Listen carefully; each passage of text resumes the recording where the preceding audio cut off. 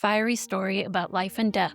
Love never died for you. Precious friends, dangerous missions. Fire was everywhere. In the home, in the wilderness, in your heart. There are rules. It's not about you, it's about her. A new guy shows up, on a wing and a prayer, goofy and inferior. He is her future. Save her from her grief, let her go, and move on.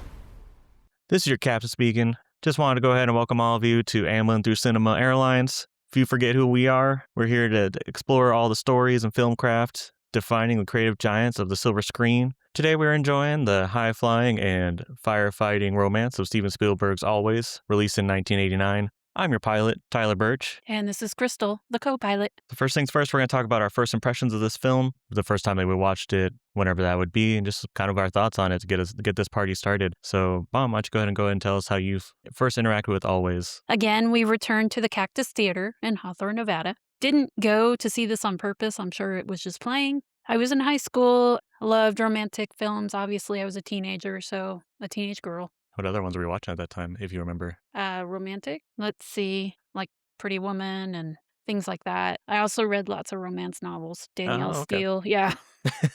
The film is sad. I don't think it really stuck with me as much as I thought it did until we rewatched it, so. Do you think it's sad or tragic? Or do you think it falls on that line? I would say tragic because he never did tell her that he loved her, so. And I think if he had, he wouldn't have had to come back.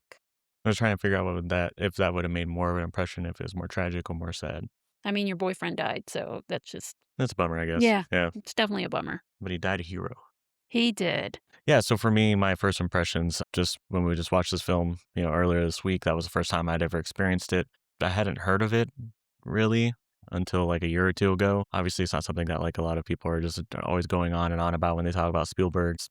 Obviously, so many films, and this one is just something that is so it's such an odd duck of his, to use the phrase that they use a lot in Empire of the Sun. It's such an odd duck of a film that I think that people just kind of forget it exists. I did, and actually, I did forget it existed, and I never put it together with Steven Spielberg, so. That makes sense. Yeah. Yeah, there's not a whole lot of it that gives you those same Spielberg vibes, especially as people know, like 1989, same year that Last Crusade came out, and that one was adventure-y and Spielberg-y, that like there's no way that you would have assumed that in that same year he would also release a film like Always. Yeah. And maybe the first film to do the whole ghosts coming back and talking to somebody again, at least before Ghost, right? I believe it was the next year. Yeah, and I think that's what people most think about when they think of a concept like this. Oh, yeah. Because this movie has a surprising lack of pottery in it. You hate to see that. Yeah. That was such a fun scene. Well, it would have been odd just to have these, firefighters and gruff blue-collar guys doing pottery wheels together. But you gotta bring them all together somehow, right? That's right. So instead, they dance with Holly Hunter. They'd all dance with the one person there that they thought of as a girl, I guess. She was the only girl. There was some that were. There were? Oh, yeah, that's right. Yeah, that were female firefighters, but. They did not highlight them like they did her, so. Yeah, I think it's one of those things. I'm surprised they didn't do more of a glow up like the 80s, where it's like she's got like grease on her face and her hair is a mess, and then he gives her the gift of the dress, and she comes back down, and all of a sudden she's beautiful. Of course, yes. She was there the whole time. Yeah, wow.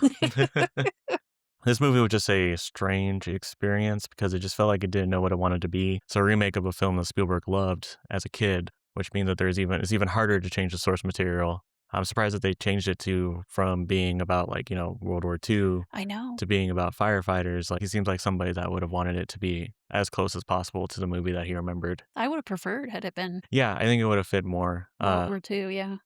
And I think that's something that I saw. It didn't feel dangerous for like the firefighters, obviously, other than the fact that one of them died, but there wasn't any true fear. No. Which you would have like in the original movie, a guy called Joe. It's a unique concept to focus on a group of people that fly planes to put out fires. That's true. I thought that was really novel that they chose that. Mm-hmm. Unfortunately, we got away from it pretty much as soon as Pete died. Yeah. We went to do the training. I was really hoping that this would be kind of like, we're both very into like fire and stuff. So Oh, yes. Yes, we we are. always like seeing it, and maybe more like a backdraft or something. But Yeah. I was like, ooh, this is interesting. I'm into it. And then they go to the training school, and Yeah. everything just kind of halts. Well, no, don't they do the last mission? I don't No, they know. didn't, did they? I mean, she went and She went, put out the fire to save the firefighters. but it wasn't. You're right. There was no tension. I wasn't like, oh my God, they're gonna die. Yeah, and there's no there was no reason for her to be the one on that mission. Yeah, that's true. And it wasn't even like, this is what killed Pete, so I need to go out and do it myself, because I wasn't there for him. What Pete did was completely different. So it doesn't even, you don't even get catharsis of her having either being able to pull off something that Pete couldn't, or she was able to honor him. Say it was like the same group of firefighters that he was trying to save when he died, and he wasn't able to. Then she came in and she was able to, and she was able to resolve that regret from before he died. Yes, she's a main character, but she wasn't the one that was learning to fly the whole time. Yeah. He wasn't even involved. He literally was on the land or on the ground for the rest of it. Just felt very disjointed. I think you take out Ted Baker, this film would have been a lot better. Not even a dig against him or, No. Brad Johnson or anything. It was trying to put, a square peg through a circle hole with him. Yeah. And it destroyed the flow of the movie. It should have been, because his, Pete's big thing was he didn't want her to go out into the field as dangerous, helping her to become the pilot, and him first trying to protect her and then realizing that she's able to go out and fight these fires and resolve that trauma and let go, and they both move on. I think that would have been a far better story than him watching this wooden block of a man have his girlfriend fall in love with him while he whispers secrets to him on how to fly a plane. Yeah, you're right. If you took him out, it would have been better. The reason why I think she went, and at the end, she was so grief stricken. I kind of felt like she was gonna go just be done with it. Like when she went in the water, it gave me the Bella vibes of when she just was there, wasn't gonna fight or anything. She was just trying to give into it.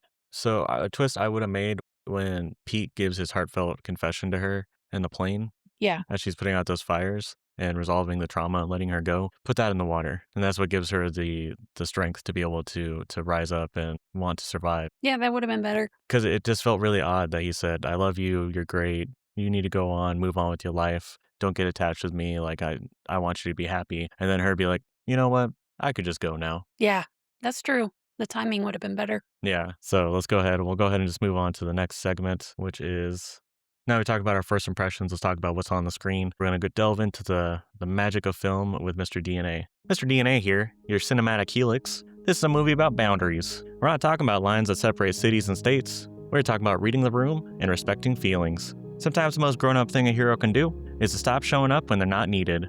That's a fact. Heroes show up and fix things. That's their job. So what happens when heroes die? The characters have to save themselves, and normally that's easy, but not in this movie. Our dead hero keeps showing up and stays longer than he should have. So the hero feels more pain, finally does his real job, and drifts away.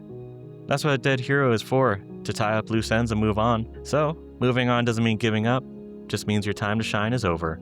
And bingo, cinema DNA. So first up, we always talk about the characters of this film. Obviously, we have to talk about the main character, Pete, high-flying, fire eater, coolest name ever, by the way. Fire eater? Was such a good name. It was. High-flying pilot that has a relationship with Dorinda. Unfortunately, he passes away trying to saving Al. And yeah, he's a ghost of lingering regret, and he has to train a pilot how to fly who had already flown earlier. Anyway, and also learn how to let go of Dorinda. So what do you think of Pete as a character? I know we already talked a bit about it, so you don't have to go too much into it, but what do you think? I know Spielberg has a thing about Disney. Yes. We tend to find Disney everywhere. Pete was Peter Pan to me. He wouldn't grow up. He was just doing stupid things, even though she asked him not to. And then, boom, he's dead. And then still, when he came back, he was still doing selfish things, doing what he wanted to. To me, that was Peter Pan. It's kind of like he went from Peter Pan to the Shadow. That's right, the Shadow. Yeah. I really liked Dorinda. Between Dorinda and Al, they were a toss-up for me. I enjoyed Dorinda because she was fiery. She was, she had a lot of spirit. She didn't take any guff from anybody. She just... Yeah, you could tell that she deserved to be on that base. Oh, yeah. And I think that's what makes it so interesting. You always hear about people talking about, oh, well, everybody expects me to be fiery or tomboyish or something, so I can't be girly. They secretly want to be girly, like when Pete gives her the dress and she says, oh, you see me like a girl, and she genuinely meant that. Like, people probably all her life just saw her as one of the guys. That's true. Yeah. But she got to be girly, and I like the relationship a lot. I did too. it was confusing at first. Yes. I had no idea if they were actually together or if he was harassing her. Somehow it was both. It was teasing. It was, So that was, and obviously it wasn't her birthday, but he gave her her birthday gift. We never got confirmation on when her birthday was. I hope it was at least in the same week or I month. don't know. So she said you mixed it up. And so like my mind is telling me that it was July 9th and he celebrated on September 7th. Probably. Like his brain just scrambled them together. But she would have been upset because he would have missed it. It might, so maybe though it was early. But actually, it was good because he ended up dying. So, True. Yeah. what's meant to be. So, Al, what do you think of Al? I thought Al was great. I mean, John Goodman is just always a delight to see on the screen. Just a kind of a bumbling guy that's fun and everything. And I really liked that he could become serious when he needed to be too. Like when he pretty much forced Dorinda to go back to the Flat Rock base with him because she needed it. Even though I don't know how she was flying that plane. That plane looked like it was drifting in the sky. Yeah, that was scary. Maybe that was the tension we were supposed to feel. I'm like, what's going on with that plane? Yeah, it's not supposed to move in those kinds of angles. But or when he got really mad at all the people because they weren't taking it seriously and his friend had died. Yeah. So and he hasn't fully processed that grief. So he's like, you guys can all be jokesters, just like a guy I knew. Yeah. And then you'll be putting your life at risk and everybody else's life at risk. And then if you think that's okay, then sure. But you know what? I don't want to train people that are going to have that same mentality. And you know, all of it is just because of Pete's gone and he's having a hard time with that to the point where he now became a teacher instead of going out to fight fires because he didn't feel comfortable going out to fight fires without Pete. Yeah, I could see that. That has a lot of Maverick Goose vibes. That's what when it happened, that's what it really felt like was Maverick and Goose. Although I think it would have been better if we could have seen a little bit more of his guilt after that. You think he felt guilty? I think you have to feel guilty after. That's true. That's the survivor's guilt. The only reason why Pete died was because did something really reckless to save Al. Yeah. And so I think that he would have felt guilty about it. I don't think he should have, but like he still would have. Yeah, because I mean, if your best friend dies because they saved your life, you're going to have a hard time processing that and being able to move on. So I think he would have felt guilty about it. And I'm sure part of that went into when he was talking to his troops, but I wish it kind of shone through a little bit more. And maybe we could have gotten more of an emotional catharsis to the end of his journey. Yeah. Because after he introduces Dorinda to Ted, I don't think we really see him again after that. No, we don't. I'm trying to think. I don't think we do. Yeah. He pops up a little bit, but it's all of a sudden it became this role that anybody could have played. Yeah, they could have explored that more. All right, so Hap, played by Audrey Hepburn, mad respect for her. The character was a guide, but didn't guide very much. Says, hey, don't do these things selfishly. You need to give back or whatever she said. That was it. So Pete just kind of, I'm going to do my own thing. I'm going to have fun things happen, just like he was in life. Yeah. So it's like he hadn't learned anything from his death yet. Yeah, she's not really a character that was necessary. I mean, I guess to give him the job of go and train somebody to be you. I thought it was really cool, like the whole production of them being in the burned forest and she's on the one grassy patch. Yes. Like all in white, all clean and pristine. Especially, it's tragic to think that Pete had been wandering there for 6 months. Yeah. In that burned forest. Yeah. Not even realizing that time had passed. Something definitely tragic about that. And then seeing happen, finally realizing how long it had been. I mean, you could have came out of that and it could have been 20 years later. That's true. She did give him a haircut. Which I guess was a reference to Dorinda's dreams. 'Cause remember, she had that dream and she was talking in her sleep about him getting a haircut the next day. Oh, yeah, I didn't catch that. Yeah. Okay, well, then that makes more sense. Before she was talking about the shopping list. Yes. Yeah. Yes. So I think it was just in reference to that he needed to get a haircut. Okay. All right. So let's talk about our favorite character, Ted Baker. Certainly a guy that exists. Yeah. What about his entrepreneur? His introduction. I thought it was interesting.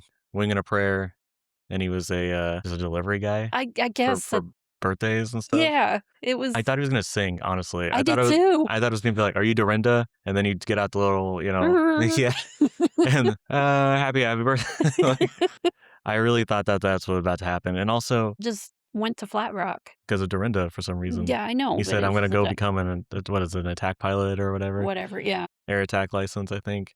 But it is interesting. Just I don't know. I mean, obviously, I think it's pretty obvious I don't like Ted. He was purposely written to be nothing. The biggest problem I have with him, though, is that the reasons why Dorinda fell in love with him were all of the same, the Pete mannerisms Yes. that he picked up as Pete was talking in his ear. Yeah. And we didn't really talk about this. The way that Pete influences the world around him is when he talks, people hear it. Like they hear it kind of like a distant thought, which I think is a fantastic mechanic for having a ghost communicate with people. Yes. I really, really think that's interesting, and I love that idea. So that's what he did. He talked throughout the movie to them to try to kind of give them guidance as best as he could and see what they bring out of it. Pete would talk to Ted about her and everything, and it just felt really disingenuous because you know that the whole point of this is that Dorinda and Ted are supposed to be together after this movie. But there's, other than that weird interaction with the John Wayne impression, I don't think that there was anything that they interacted about that was genuinely Ted. I was hoping you'd bring that up.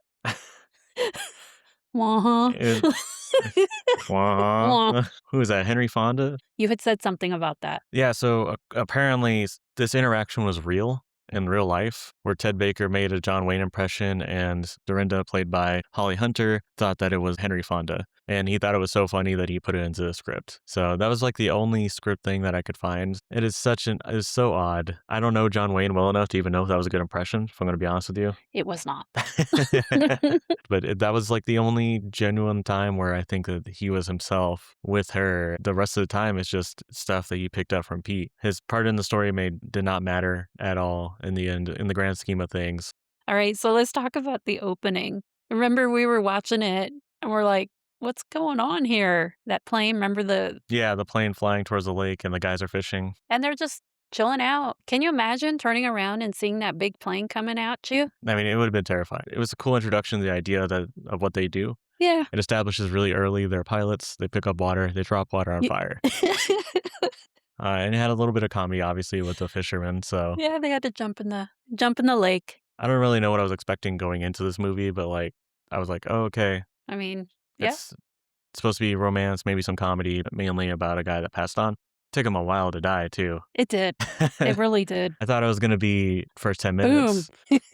Modern movies, it would have. It would have been. I mean, I do appreciate that they did that because they really, like I said earlier, the P and Dorinda relationship was really hard for me to suss out at the beginning and try to figure out what exactly is happening here. Mm-hmm. So I'm glad that it took about a half hour for him to, finally kick the bucket. I was invested in their relationship. I understood their relationship. Yeah. Same with his relationship with Al. I am glad it happened later, but also at the same time, the whole time I was just like, so when's this going to happen? Is this it? Is it? Yeah. Yeah. And I kind of ruined it for him. Yeah, I ruined it for you. How? Because you knew he was going to die. I mean, if you look at anything about Ablaze, you're right, you find out he died. I'm going to put that one on you.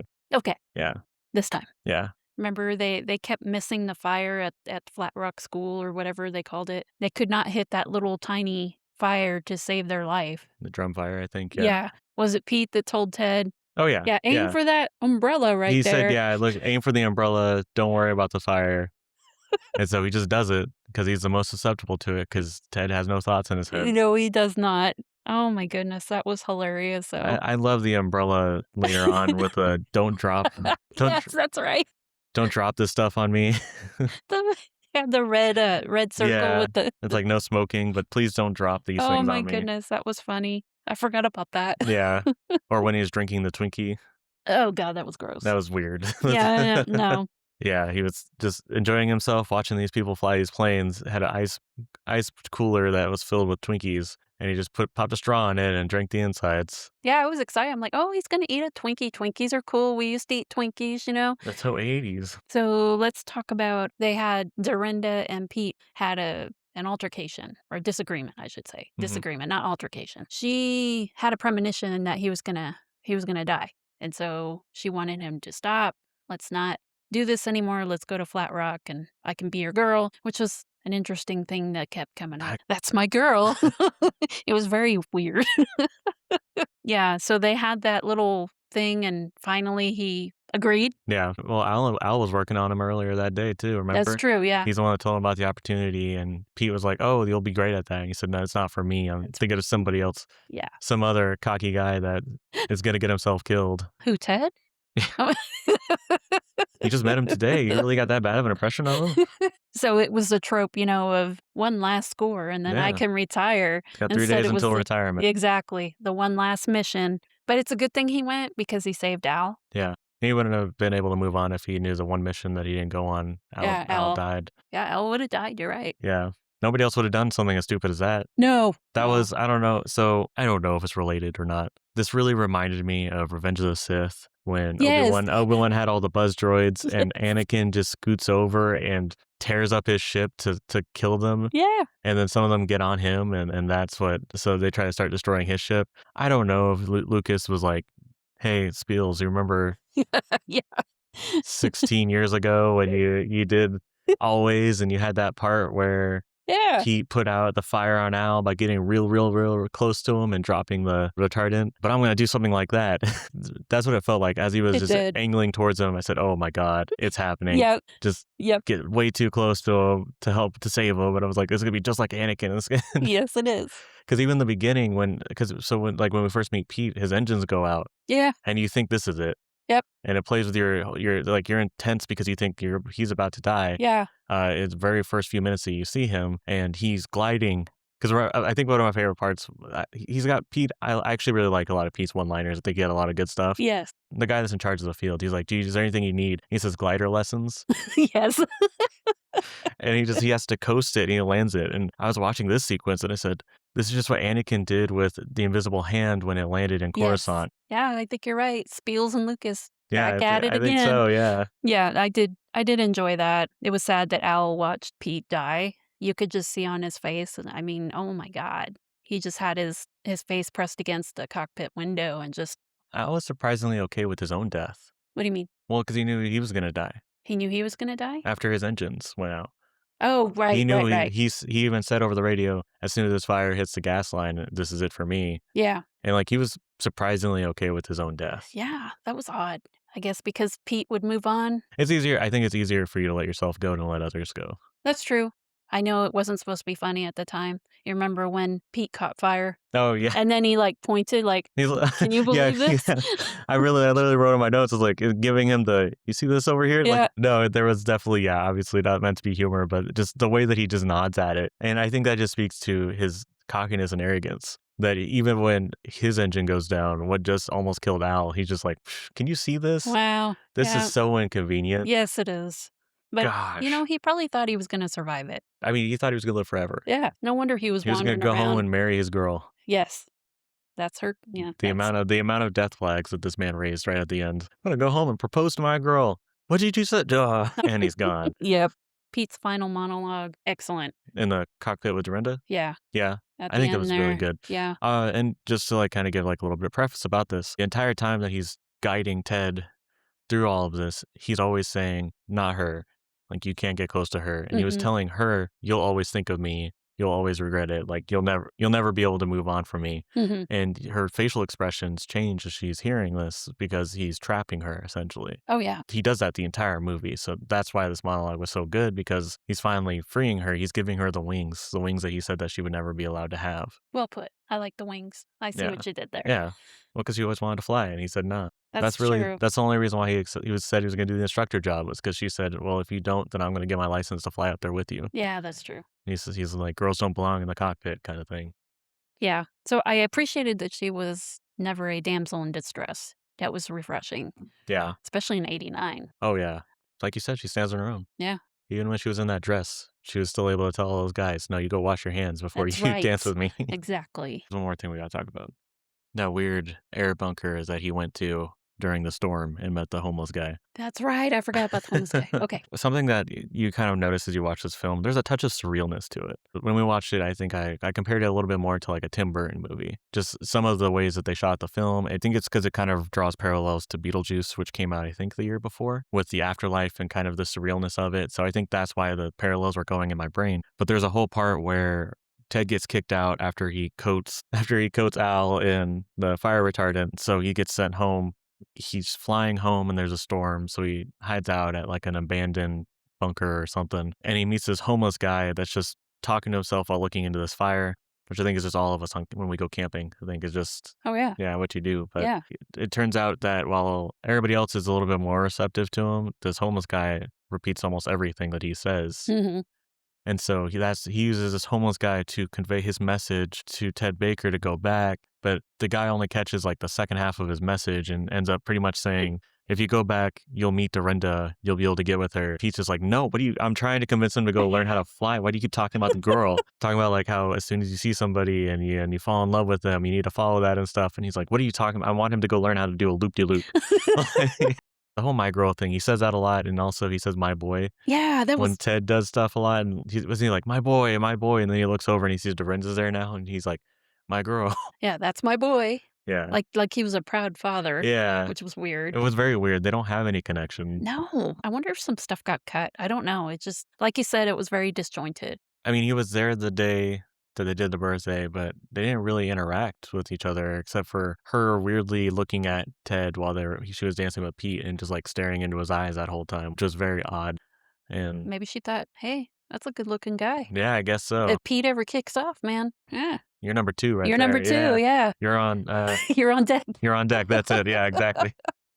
Go get your bat.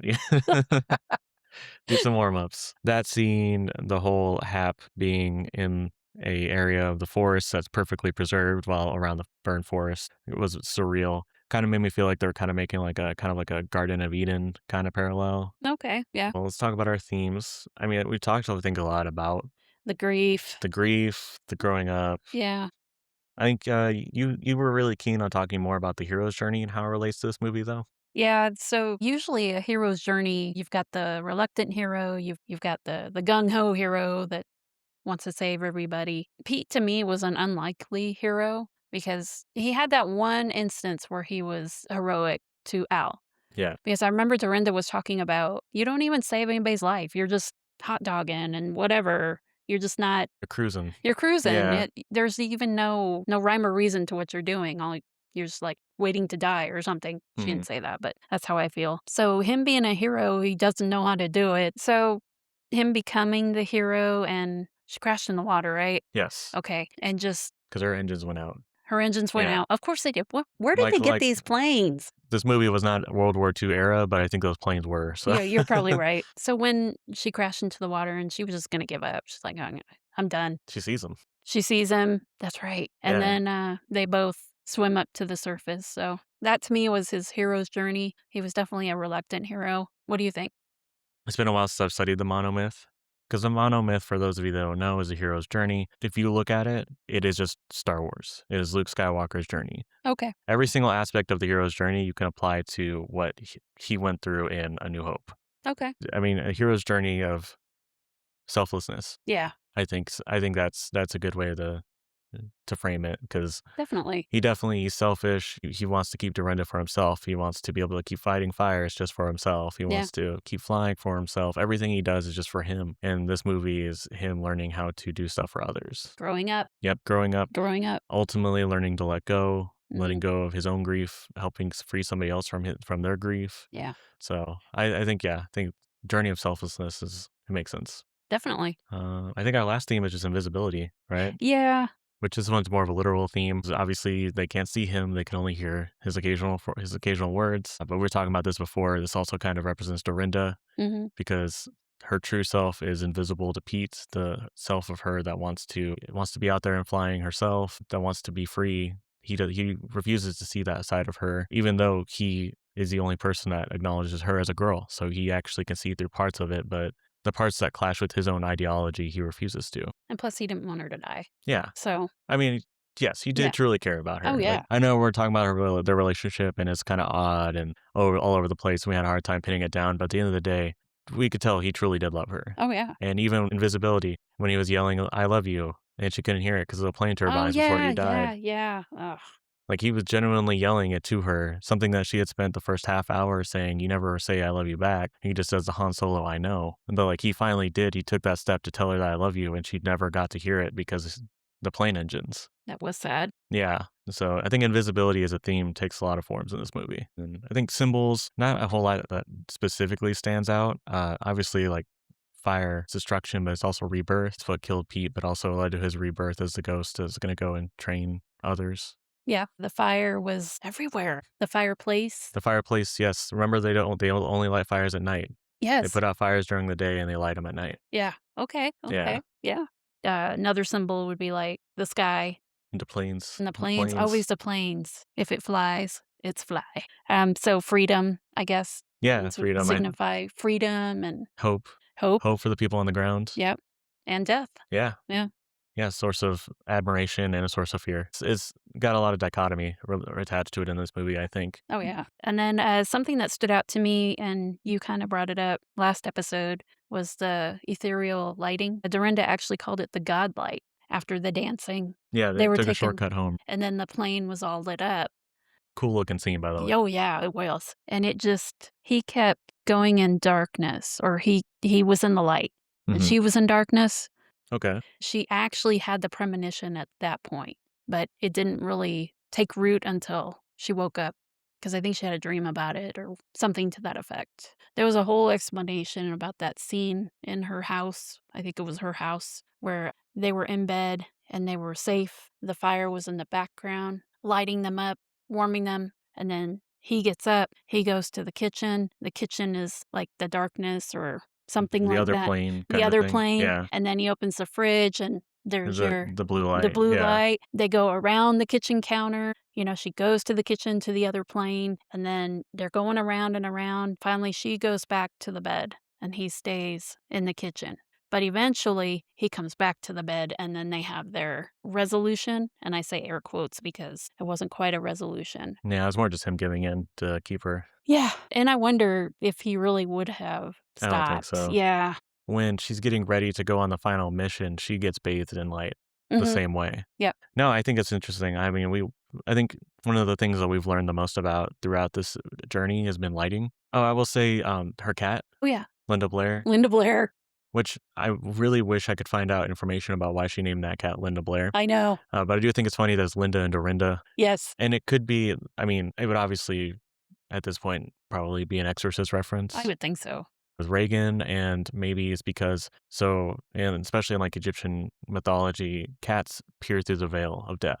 And I don't know if you noticed, but Linda looked right at him when he was in the house. He did. It noticed him. You're right. Yeah. Linda doesn't normally like people, but she liked Ted, and that's because he was attached to Pete. The Letting Go app. Tried staying, didn't work? Download the Letting Go app. Daily notifications like you already did enough. They're allowed to move on. Watching isn't helping. Premium version includes silent mode, permanent closure, and there's no refunds. The Letting Go app. Update your love language. All right, now that we've talked about the silver screen, it's time to go behind the scenes with our The Shark is Not Working segment. I will preface this with there was nothing out there. Yeah. We tried to find as much as we could about the behind the scenes of this movie. There just wasn't anything. Not really. I don't know, maybe we're just spoiled because Spielberg is so covered by everything. Mm-hmm. So it's easier to find stuff for a lot of his other movies, but it was a hurdle. Ended up watching some interviews from, I think it's Bobby Wygant. Did some interviews with the cast and Spielberg, and so that gave me a little bit of a glimpse into the story of it. And then we used IMDb trivia, which I try not to because those are user generated, and I can never. I want confirmation that that's something that's real. So I tried to get away from that, but it was really our only resource. And I found a couple other things that mentioned the same stuff that might have just been taken from IMDb. So I don't know. Not sure. So if it's incorrect, I do apologize. Yes. But we just wanted to bring something to you guys. We're going to go ahead and we're going to talk about casting. So Paul Newman and Robert Redford were the two actors that Spielberg wanted for these roles. Sadly, they both wanted Pete. They couldn't figure it out. I don't know. They should have done rock, paper, scissors or something. I think that's probably for the best. Me too. I don't think you couldn't have made Ted a recognizable actor. No. That would have been a mistake, because then Ben equal or overshadowed the person that played Pete, and Pete needs to be the one that's overshadowing them. But you would have cared about him. I mean, yeah, I know. More. I already said the best way to fix this is there's just no Pete at all, or no Ted at all. Yes. Because I think what they wanted for Ted was that he's the audience insert. Because whenever you see those two-dimensional wooden block characters, it's always that way. I could come in here and say, that's me. I could be that guy. Yeah. I'm more interesting than him. I'm also not familiar with Paul Newman and Robert Redford in the 80s. Which one would you thought it would be Pete, and which one do you think would be Ted? I think at the time, Robert Redford was a little more recognizable. I'm trying to remember what Paul Newman did. It might have been The Sting or something. Maybe that was Robert Redford. Maybe they were both in it. But I knew Robert Redford from, I guess, The Natural and things like that. So I would think he would be Pete, Okay. just from my perspective. He could be, I don't know if cheeky is the right word. I don't know much about Paul Newman, so I don't know if he could have pulled it off. Okay, so Paul Newman would have been 64. Yeah, I think the only thing I know Paul Newman from is Road to Perdition and Cars. And salad dressing. He has his own salad dressing. That does sound familiar. Yeah. Paul Newman's own. Yes, Yep. that does sound familiar. Let's see what he was doing in the 80s. Okay. I have only heard of one of these movies. That's The Color of Money. He did Absence of Malice, The Verdict, Harry and Son, The Color of Money, Fat Man and Little Boy. Yeah, those sound pretty serious. Granted, the only thing I know Robert Redford from is Captain America. He did really well in that. Yeah. Yeah. I really liked his performance. So he was 53 at the time. That's quite a difference. How old did I say Paul Newman was? 64. 64. So 11 years. Yeah. If he's supposed to be a hotshot young guy, Yeah. I don't really understand how that could have worked. Yeah, I think either of them could have worked as Pete, but I don't see it working out. Let's see. In the 80s, The Natural, of course, Out of Africa, Legal Eagles. I think that one was not a serious movie. It's Ivan Reitman. I don't think he does Yeah. serious movies. So again, Richard Dreyfus, who played the character, if that's exactly the type they were going for, it sounds like Robert Redford would have been Pete. Do you ever feel like Spielberg falls back on Richard Dreyfuss a lot? Because didn't he do that with Close Encounters? I think every time it's Dreyfus begging Spielberg to go do it. Yeah.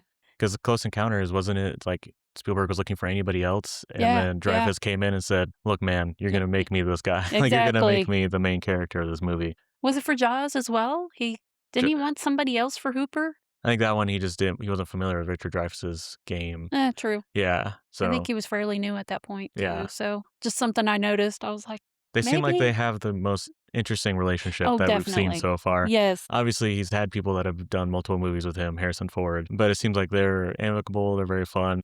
I feel like Richard Dreyfuss and Spielberg might be one of those groups of friends that somebody says, you're such good friends, and they're like, what are you talking about? No. But we're always arguing. Yeah, but like, because you guys are really passionate and you know, connect on material. No.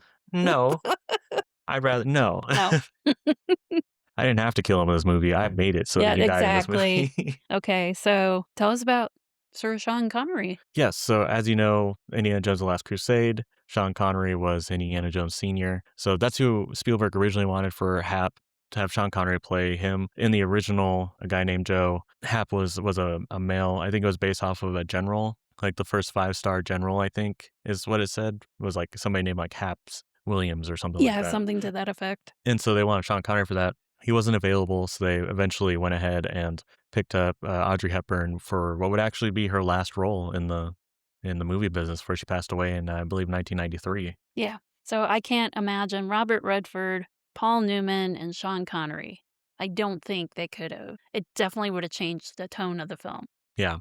It wouldn't have gone for that kind of indie film. It would have had the burden of higher expectations. Definitely. You know, we've talked a lot about Spielberg and his concern that his name had started to weigh down his movies. Mm-hmm. Start adding these kinds of names, scales are going to start tipping further and further in a bad direction. Oh, yeah. So let's throw in another wrench. Tom Cruise as Ted Baker. Hot off of Top Gun. Yeah. I'm not sure if he did anything in between. Rain Man. Oh, yeah, Rain Man. Yeah. Which they had, Spielberg was supposed to direct, Yeah. but then he didn't because he was going to do Last Crusade. It would have been such an interesting movie. With him as Ted? Yeah. Because everybody would have went, it would have made tons of money, Oh, yeah. but people would have hated it. Oh, yeah. Because they would have said, oh my God, Top Gun is doing another Top Gun? Yeah. This movie, okay, let's go do this. And they would have came into this movie with this expectations that it's going to be the same story. Mm-hmm. They would have seen the way that Pete died in an almost goose-like fashion. Yep. And they said, oh, this is going to be, all right, Tommy, come in here. Let's bring us home. And then they would have seen the wooden block he was supposed to play. And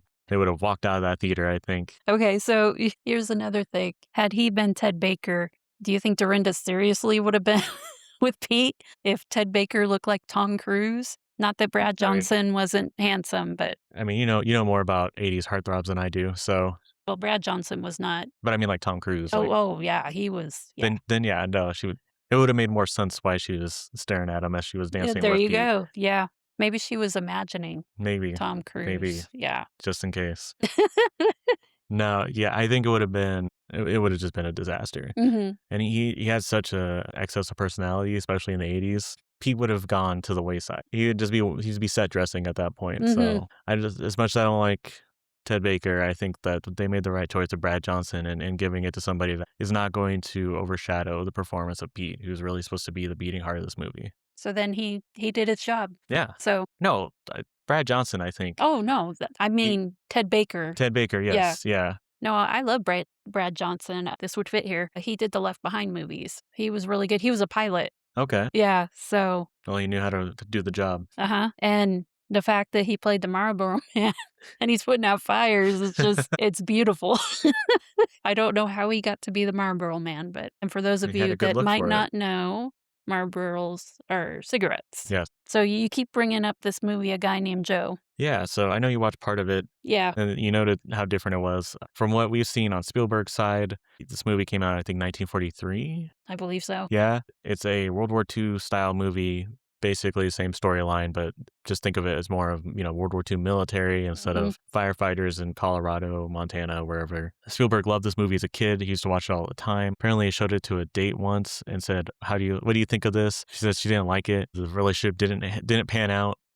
Because she didn't like black and white movies, I guess. It was black and white. And to be fair, had I been that age, I wouldn't have liked it either. Yeah. So black and white has kind of grown on me over the years. So I totally get where she's coming from. And since it was a, World War II military conflict movie, his relationship with his father, the reason why he's so interested in war and portraying war on film is because of, his father and his influence. This is another dad connection. And apparently him and Richard Dreyfuss both loved that movie, quoted it to each other a lot during the filming of Jaws. They had a lot of time to talk, didn't they? They had tons of time. When the sound department was drowning, they could talk about it. Yes. When Bruce stopped working, they could talk about it. They were like, this shark reminds me of putting out a forest fire.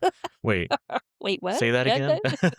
Well, did you have any more for A Guy Named Joe? It was nice. In that one, I think it was Irene Dunn. Mm-hmm. She was on equal footing with the guys. Okay. She was in the military. I believe she was an officer. Okay. So yeah. It was Spencer Tracy and... Other guy, yeah. It was, honestly, if they had done Robert Redford and Paul Newman, it would have been more like that. Okay. I don't remember, from what I saw, the Pete character being as cheeky as Richard Dreyfuss. That's Richard Dreyfuss's character. Right. That's why I enjoy him. It doesn't matter what he does, what role he takes. There's always some kind of chuckle, or it's just, I don't know. It's enjoyable. Yeah. No, I think that's true. I think I saw something that said that Spielberg expanded Pete's character for this movie because of Richard Dreyfuss. So it makes sense that if they did Paul Newman and Robert Redford instead, it'd be more of a straight remake. Yeah, I did. Yeah. I just can't see it, but. And last for casting, so Spielberg did say why he cast Dreyfus and Holly Hunter, besides him and Richard Dreyfuss having their long-standing relationship. It was after 2 movies I haven't seen, unfortunately, so he cast Richard Dreyfuss after Stakeout. So Stakeout is him and Emilio Estevez. Okay. And they're cops. Okay. They're going undercover, and they have to stake out this woman's house. And I mean, it was so much fun. That's probably the first time I saw him other than Jaws, but I didn't recognize him. Apparently, Spielberg saw him and was like, oh, Richard Dreyfuss is older now. And yet he's still looking good. Maybe I should cast him in this movie. Then Holly Hunter, he cast after seeing her breakout role in Broadcast News that came out in 1987. That I haven't seen. I haven't either, but it's a movie that a lot of people highly recommend. So I'm trying to remember her male lead. It was not Jeff Bridges. That's the other show. So William Hurt? William Hurt. Okay. Yep. That sounds right. Yeah, William Hurt, Albert Brooks, and Holly Hunter. Mm-hmm. And obviously Holly Hunter went on to become Miss Incredible in The Incredibles, which I think is the thing that people remember her the most from that are my age. Yeah. And so, but it was very weird to see her 15 years before that in this movie. Yeah, I remember you said she's young. Yeah. Well, because the only other live action thing I've seen her in, Batman v Superman, because she plays a senator in that. Oh, that's right. She did. Yeah. Okay. So it was weird that seeing her sense. in this movie, and she had dark hair and she was young, and I was just like, what is happening? My brain can't comprehend this. But yeah, so that's what we found out about casting. So a little bit more, luckily, than we were able to find out about other stuff. This movie was actually in production for about 10 years before it actually happened. Spielberg had been working on it a long time. He says he's glad it took so long because he wasn't mature enough to be able to handle this kind of movie for a while, which I think as we've gone through this journey, we all can understand how impactful 85 to 89 has been for him Mm-hmm. as far as movies go. About 5 screenwriters over 10 years for this movie working on this film. There's always a lot of screenwriters. Yeah, and that's when he finally found a script that he liked and he wanted to move forward with. Okay. So for production, the big thing that they mentioned is about the storyboarding. So the only thing that he really storyboarded was the action scenes because you have to. But the rest of the movie, again, he's got that incredible sense for his actors, that respect, just like you mentioned about the John Wayne bit that was improv. Spielberg really likes it when his actors do things like that because it's more natural. It's a good sign of him letting go.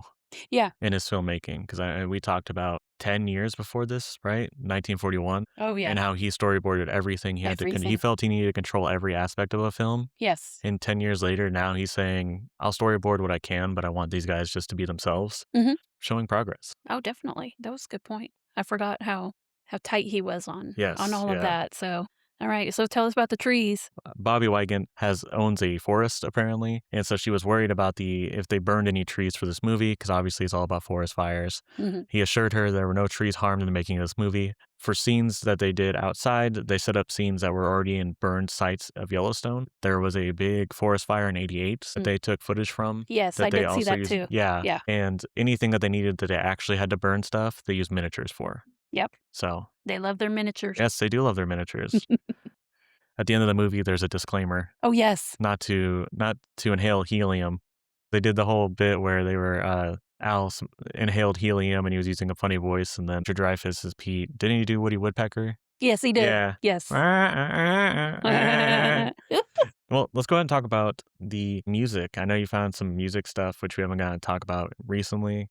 As you know, John Williams did the score. One of the songs that they played at least twice that I know of was Smoke Gets in Your Eyes. How could that relate to this firefighting? I know. I was like, oh, I get it. They played it at her birthday party, her pseudo birthday party. And it was the guy on the keyboard. And his name was J.D. Souther. Okay. Not sure if I said that right. I apologize. He is the pianist when they're dancing. Oh, okay. Yeah. So he sang it. He also collaborated with the Eagles for most of their songs. Oh, okay. So yeah, so that's a good get for Spielberg. And of course, the original song was done by the Platters. So another interesting thing I found was there was no underscoring for the first 20 minutes of the film. And does that just mean no music in the background? Yeah, no music in the background. Okay. I know I had to look it up. I was like, what is that? It's one of those things that you look at and you're like, that's probably what this means, right? Yeah. So if you think back, there was no music for the men in the boat. And then it would have been 20 minutes in. Up to the party, I think. Up to the party? Okay.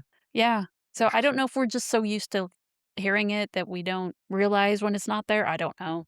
The music's not as loud in these movies. You know, now when you watch a horror movie, it's in your ears, and then all of a sudden it's not. And then you know something's happening. Yeah. In movies in like the 80s, it's kind of, it's there, you know it's there, but you're not really, it's a part of the scene to you. It's not its own element. So when Pete speaks to Dorinda, I'm assuming at the end? Yes. Yeah. The score had a new age feel to it, which is an idiom that John Williams, who composed this movie, like he does for most, he explored that when he did the Fortress of Solitude sequence in Superman, which I think that makes sense because that's very an ethereal scene. Him confronting his past and learning more about himself it's a good way to fit into the scene that we see in Always with him finally letting her go. And then he just walked away into the light. I noticed that Pete was whistling a song, so I had to look it up. Mm-hmm. And it was the Leave It to Beaver theme song, which I was not expecting. I thought it would be more, should have been Disney. I'm just saying. I don't know if he could afford that.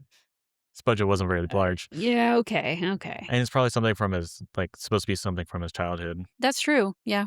That was a very popular show back in the day. And he's childish, so singing a song or whistling and Woody Woodpecker, yep. Whistling a theme song from something that, you're watching when you're 8 makes sense. Oh, yeah. Okay. So now we have some miscellaneous fun facts. Yeah, some of this connects to things that we talked about earlier. So like we said, Audrey Hepburn, this is her last film. She got a $1 million fee, that late career great actor money. And she actually donated most, if not all of it, to UNICEF. Yeah. An organization to, I think, provide food to Yes, people I that believe so. don't have it. So all I remember are just the commercials that came up when I was watching TV as a kid. Oh, it's those commercials. Oh, yeah, yeah. Yep, I remember. There's one more A Guy Named Joe fact, and I'm going to have you take this one. Okay. We've been talking about A Guy Named Joe, the movie, and how him and Richard Dreyfus love that movie. So this is the second movie to make Spielberg cry. The first was Bambi, obviously. And I guess Richard Dreyfuss had seen it like 35 times. Yeah, So that's that was crazy. Yeah. Can't imagine watching a movie that many times back then. Yeah. Like, I how mean, did you get access to it? you keep going to the theater, I guess. Was Richard Dreyfuss alive when it came out? I mean, okay, let's think about this.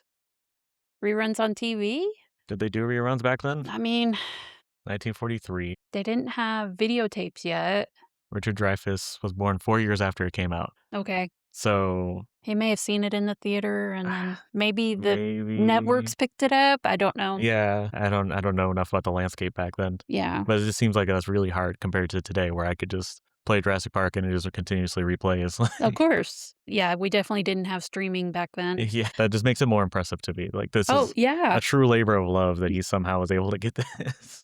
That is. I hadn't thought about it. I don't know, in my mind, I'm like, oh, yeah, you watched it on VCR. No, wait, there was no VCR because Spielberg loves his planes. The Fire Eater's plane from the movie is actually in the Montana Museum of the Mountain, located in Missoula, Montana. Okay. And so they showed a picture of it. This was a YouTube thing. And it had a little, remember the old cameras? It had a little painting of an old camera. I don't know if you noticed on the poster, there was a plane and it's like it's skywrote always. Okay. So it had that on there as well. Okay. Yeah, they still have it and they still work on it. And it's a good thing because obviously it had some issues, but we all do as we get old. So yeah, tell us about John Goodman. Yes. So John Goodman, Spielberg told him that he would make a great Fred Flintstone, and he would actually play Fred 5 years later in the Flintstones movie, which was always a personal favorite of mine. Wow, that's like prophetic. I know, yeah. It's like, wow, you have a good look for it, and then lo and behold, Yeah. he does. He didn't do the Flintstones movie, so he had no I don't think he had any connection sway to it, over right? Yeah. Okay. I don't think that the That's Flintstones interesting. probably was in production for a long time. They wrote it for 10 years or something. Oh, Amblin produced it. oh well, geez. So, I mean, not that means that I he had know, anything to say but about it. still, there's the connection. That's okay. We'll just call it prophetic. Oh, wait a minute. Oh, Okay. oh. So there was multiple people considered for the role of Fred Flintstone. Goodman felt he was sandbagged into the role of Fred years earlier at the table read for the film Always, when Steven Spielberg announced, "Ladies and gentlemen, I'd like to say something before we start. I found my Fred Flintstone." Nice. Okay. So he's saying, like, since it was mentioned 5 years ago, it planted the seeds for me to take on this role 5 years later because of what he said. Nice. All right, and our last Audrey Hepburn fact. In the opening sequence, Pete refers to Dorinda as funny face over the radio as a term of endearment. Hap, played by Audrey Hepburn, she was the female lead in Funny Face. Fun little connection there. And another fun little connection, Smoke Gets in Your Eyes, featured in Richard Dreyfuss's film American Graffiti, directed by George Lucas. There you go. So, yeah, the bros. The bros. So, we had to if we find any kind of connection between the two, we have to include it. So, and then we talked about Dan Aykroyd being in these films before. Al watches I think just an SNL skit of Dan Aykroyd as Julia Childs. That's right. Yeah. Yes. And then I couldn't find any connection to Julia Childs to this movie, but that SNL skit, and then Dorinda had Julia Child's cookbook in her kitchen when she went and bought a bunch of food from essentially KFC homestyle cooking, and then brought it and plated it so that way it seemed like she could cook for her first date with Ted. I don't know if it's just an inside joke that they just wanted to include, but I couldn't see anything that was specifically related to Julia Childs. But I think it's all of our behind the scenes information, unless you have anything else. Yeah. Audrey Hepburn was carried around on a stretcher. Yes, to keep the white outfit pristine. Yes. Because she's wearing all white. And yes, she was. There was all the suit from the fire, so makes sense. It does. Now that we've talked about behind the scenes, we're going to talk about the thing the studios love, the money and the milestones. So first up, we're going to talk about the box office gross for this movie. It came out in 1989. It was made for $29.5 million. Actually, a pretty high budget for Spielberg, which is kind of crazy. If you look at it, I think the only ones that were higher, this had a higher budget than Temple of Doom. I'm not sure where the money went, but... Huh. Interesting. Yeah. And the box office gross was $74.1 million. To use our typical rule, where it's double is going to include marketing, that means that it did make a minor profit, about 15 million, we'll say. Okay. So not terrible, but definitely one of his worst, I would say, as far as ratio of budget to box office. Remember, they paid Audrey Hepburn of $1 million. $1 million, yeah. Yeah, because I don't think, because everything else more than broke even. So this is his weakest box office performance. It was not in the top 10 for that year. So for the domestic box office for December of 1989, number one, National Lampoon's Christmas Vacation. Well earned. Yeah, stand out for all of us. Yeah, I mean, that movie's huge now. I mean, it was big then, but I think it's huge, bigger than it ever was now. Yeah. Next was Back to the Future Part 2, which grossed just a lot of money in general, but domestically, yeah, it was number 2. The War of the Roses, which is a movie that was recently remade that you guys did not like. Did not. Love the original, though. The Little Mermaid. So we are now in the beginning of the Disney Renaissance. Yes. So The Little Mermaid came out in November. Big Thanksgiving movie. Still Magnolias. Sally Field, Julia Roberts. A very well done drama. Okay. Based on a play. Okay. Number 6 was Tango and Cash, which actually was the only movie that was released on the same day as Always. Because I did see that because Sylvester Stallone had been hitting so many flops. Like Rocky franchise was in a decline at this time. So they thought they had it easy. They were like, this is going to be totally fine. But Tango and Cash ended up taking a lot of their business. Okay. Yeah. So that was a surprise to them. And then, yeah, Harlem Nights, Look Who's Talking, number 9, Always, and then number 10, a movie called Prancer. Yep, about the reindeer. Is it? Okay. Yeah. I thought it'd be about the reindeer, but I was like, honestly, you never know. So. But so still, yeah, I mean, I guess top 10 in 1 month of a year is probably not the biggest deal, but at least we know it made some money. Yeah, I always panic because I'm like, okay, where is it? Where is it actually? And then, unfortunately, Always did not get nominated for any awards. So there was no nominations for Academy Awards. There was no wins for Academy Awards. Sad. Yeah. All right. And then, Mom, why don't you go ahead and tell us the critic reviews you found? Okay. So, Pauline Kael did not review this movie. She only had one review for Spielberg, and she said, I'm doing this for Last Crusade. I was sad. I always like to see what she's going to say. But I did find Roger Ebert. Disclaimer here, these are not great. So that's fine. Yep. Quote, the film's most curious quality, given the fact that it was directed by Spielberg, is a lack of urgency, which we agree with. Mm-hmm. He also went on to say the result is a curiosity, a remake that wasn't remade enough. Makes sense. It doesn't sound like he hated it. He he expected more. Yeah, and he understood that it also didn't know what it was supposed to be. And then Sheila Benson, which is a new critic for me, said, quote, so we've got an unrealized heaven and a banal and noisy earth that leaves only hell, and that may feel realized enough by those who pay money to see this gargantuan nonsense. So that was pretty cut and dry. Brutal. Yeah, pretty cut and dry. Did not like it. And then, of course, our Rotten Tomatoes, it was 70% on the tomato meter and 58% on the popcorn meter. I think this is our first one since we started doing these Rotten Tomatoes where the critics liked it more than the audience. Yeah, than the audience. Yeah, that was sad. Okay, and as always, we followed up with my Letterboxd review. Yeah, I'm going to give it a 3 stars, same as Empire of the Sun, I believe, because I think that Dreyfus' performance wasn't enough to lift this up. And I really liked Dorinda. I liked Al. I liked the characters a lot. I thought it was a really novel concept. I was telling you that this movie kind of feels kind of like a proto-Twister. It has similar vibes to it. Obviously, it's very blue collar. The way that things that for us are terrifying, like forest fires, just feels like another day of the job for them. Mm-hmm. Just felt very much like Twister related. That's how the movie made me feel. Okay. And then for this movie, On a Wing and a Prayer, these are our days of our lives. I feel like that really sums up the movie a little bit. It really does. Yeah. So if you want to follow my Letterboxd, go ahead and check me out. It's Birch94, BURCH. Not like the tree? So love to have you over there. Now that we've gone over the reviews, we're going to go ahead and hit our rankings. So as always, Mom, tell us where you ranked it. So this was tough. I was struggling. So I'll start with number 1 and we'll see where we go. So number 1, Indiana Jones and the Last Crusade. Number 2, E.T. the Extraterrestrial. Number 3, Indiana Jones and the Raiders of the Lost Ark. Number 4, Jaws. Number 5, The Color Purple. Number 6, Duel. Number 7, Indiana Jones and the Temple of Doom. Number 8, Always. Number 9, Close Encounters of the Third Kind. Number 10, The Sugarland Express. Number 11, Empire of the Sun. And number 12, 1941. Okay, interesting.